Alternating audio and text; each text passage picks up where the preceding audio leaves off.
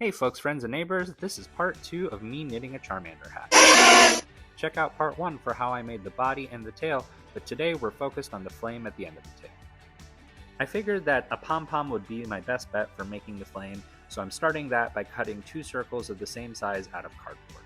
You can buy pom-pom makers, but I didn't want to spend money on one of those, so I'm just using a box that's left over from delivery. The next step is to take those circles that I cut out and cut out smaller circles on the inside of them.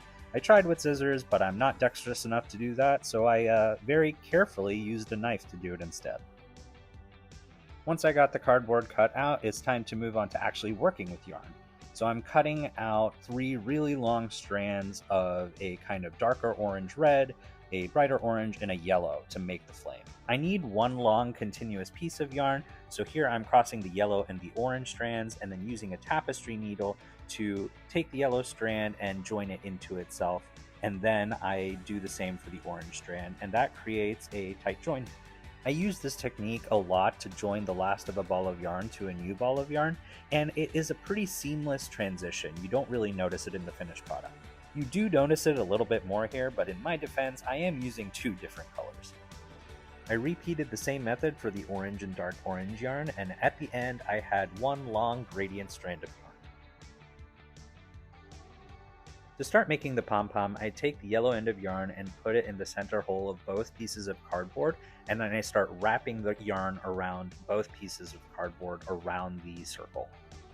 Once I had the yarn wrapped all the way around, I needed to carefully pry open the gap between the 2 pieces of cardboard and use a pair of scissors to cut the yarn. I'm holding on to these circles really tight because I don't want any of the yarn falling out. Once I cut through the gradient yarn on the circles, I took a long strand of yarn, put it between the 2 pieces of cardboard, and used it to tie all the small strands together.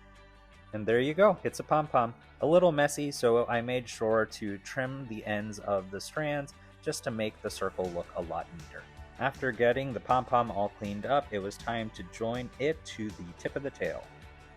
I very intentionally used a long strand of yarn to tie the pom-pom together so that I could thread that through the tail and into the center of the hat to make sure it was really secure.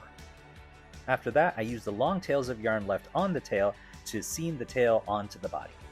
I don't know if this immediately comes through on my other videos, but my hats are technically reversible, and here I am opening this Pokeball up and showing you a fully finished Charmander hat. And here's me awkwardly dancing out the rest of this video. Like if you enjoyed, subscribe for more, and thanks so much for watching. Bye!